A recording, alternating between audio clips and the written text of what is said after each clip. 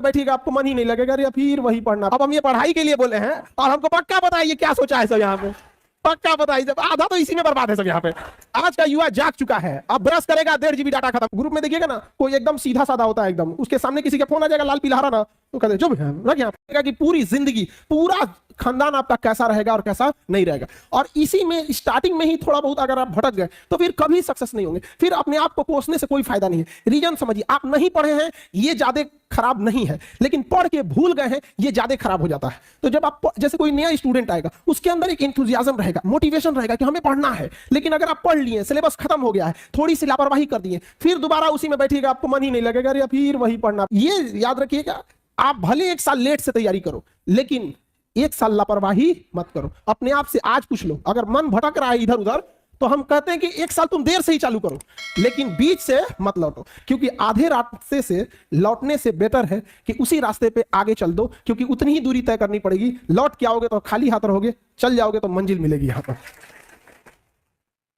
इस सब लापरवाही से नहीं रखना। बड़े मुश्किल से माँ बाप पैसे भेजते हैं यहाँ पे। दूसरा कि जब आप पढ़ाई करने बैठते हैं तो यंग एज में माइंड बड़ा डायनेमिक होता है, ये करना है वो करना है, और बहुत सारे बच्चे मेंटल डिलेमा से गुजर रहे होते हैं। देश के 15% यंग एजर्स सिजोफ्रेनिया से ग्रस्त हैं। सिजोफ्रेनिया होता है ना कि आपस में खूब थिंकिंग करने लगेंगे, आप दिन भर सोचने लगेंगे। और ये क्या है ना, भारत का इंसान, जब तक कोई इंसान पूरी तरह पगला ना जाए उसको ये नहीं मानता है कि इसको कोई दिमाग की बीमारी है। मतलब जो सनक जाएगा, बाल और नोचने लगेगा तो तभी उसको समझेगा कि पगला गया। बट ये ज्यादा है।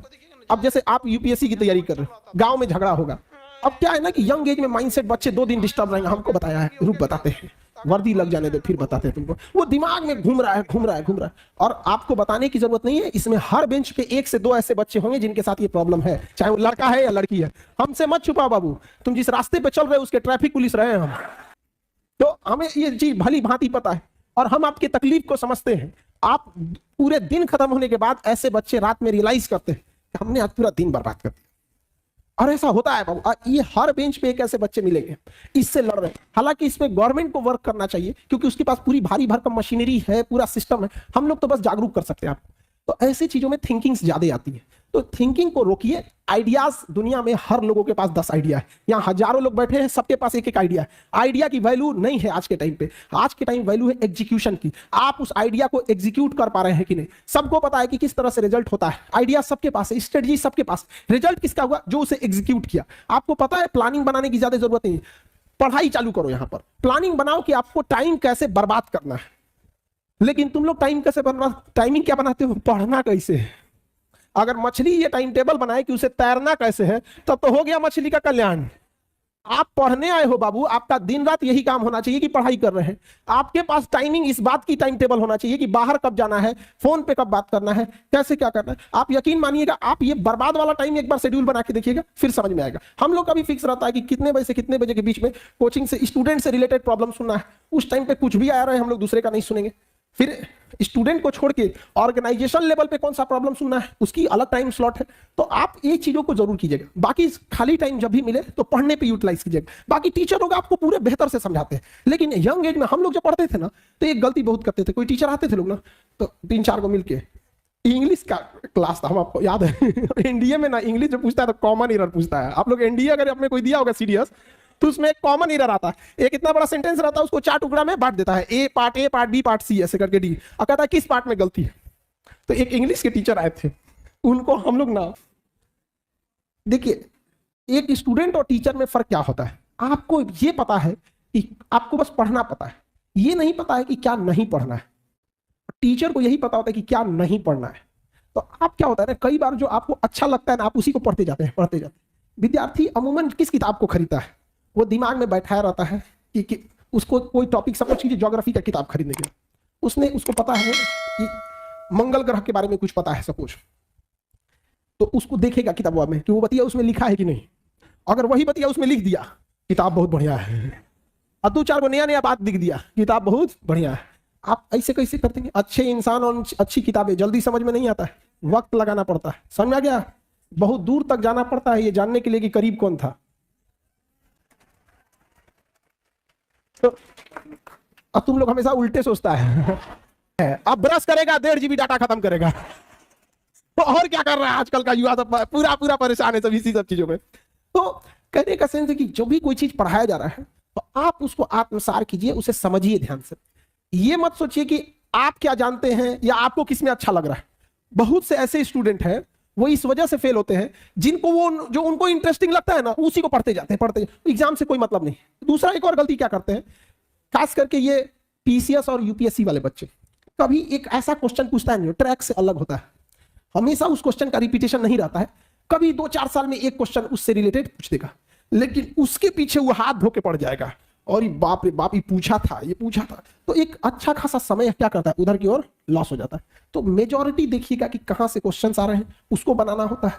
दूसरा, आपको इंटरेस्ट आ रहा है इससे मतलब नहीं है, एग्जाम लाइक क्या है वो अच्छा, आपको कौन पढ़ाया इससे ज्यादा मायने रखता है क्या पढ़ाया गया।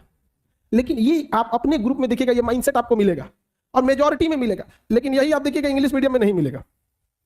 उनको मतलब होता है कि हमको टू द पॉइंट पढ़ाइए और एग्जाम ओरिएंटेड पढ़ाइए।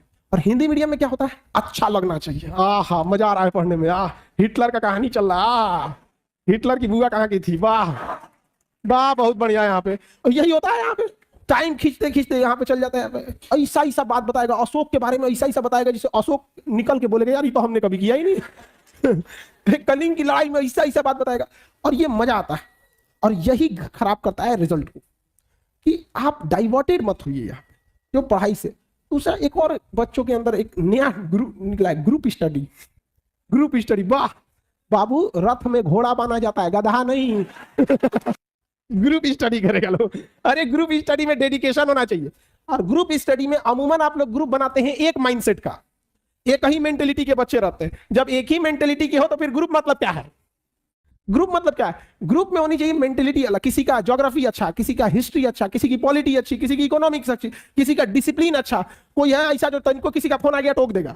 ग्रुप में देखिएगा ना, कोई एकदम सीधा साधा होता है एकदम, उसके सामने किसी का फोन आ जाएगा लाल पीला हरा ना, तो कहते जो रख यहाँ पे, और गलती से वो फोन उठा लिया तो भड़काइयो देता था, नहीं समझ जाएगा। हम लोग के बीच में अगर किसी का फोन आ गया, कई को हम भड़काए हैं, फोन आ गया तो कहते अभी दूसरे का फोन आया था, दूसरे का है भाई तुम्हारा बार बार कई को जगह से फोन आता है, और सुन ले जा बवाल हो गया, लड़ते रहो, नहीं समझ आ गया इतना काफी आग लगाने के लिए। तो ऐसे ग्रुप में अगर आप 4-5 बच्चे पढ़ते भी हो तो एक मेंटेलिटी की अगर बच्चे एक ग्रुप में है ना तो डिरेल्ड ज्यादा हो जाता है। एक ही मेंटेलिटी के एक वो बत्ती आने लगी, आई फिल्म आया देखा है तुम, हाँ डाउनलोड करा के देख लिए है, ले एक ही मेंटेलिटी का था चल दिया। और इस यंग एज में ना डाइवर्जन थोड़ा ज्यादा होता है।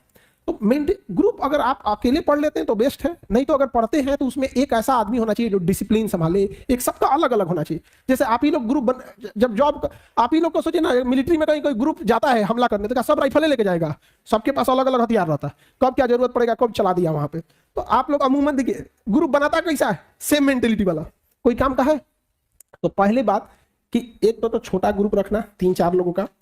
दूसरा कि डिसिप्लिन में देखना कितना % टाइम यूटिलाइज हुआ। जैसे 1 घंटा आप ग्रुप में बैठे हैं तो फिक्स है कि 1 घंटा तो पढ़ेंगे नहीं, 60 मिनट अगर बैठते हैं उस ग्रुप में जितने देर